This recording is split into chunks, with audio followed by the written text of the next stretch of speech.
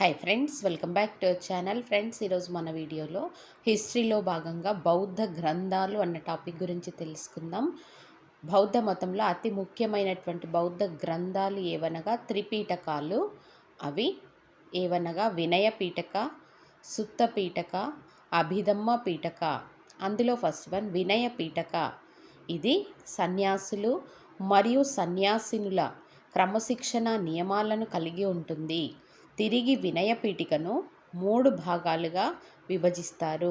First one సుత్త విభంగ, ఖండక మరియు పరివార.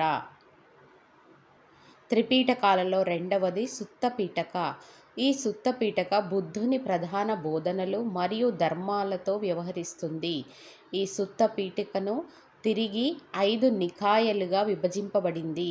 First one దిగ నికాయ, మజ్జిమ నికాయ, సంయుత్త నికాయ, అంగుత్తర నికాయ మరియు కుద్ధక నికాయ.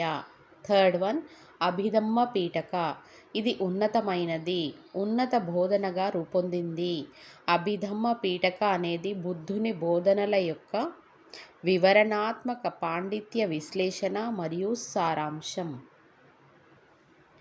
ఈ అభిధమ్మ పీఠక 7 పుస్తకాలను కలిగి ఉంటుంది. ఫస్ట్ వన్ ధమ్మ సంగని, విభంగ, ధాతుకథ, పుగ్గల పున్నటి, కథావత్తు, యమక మరియు పఠాన.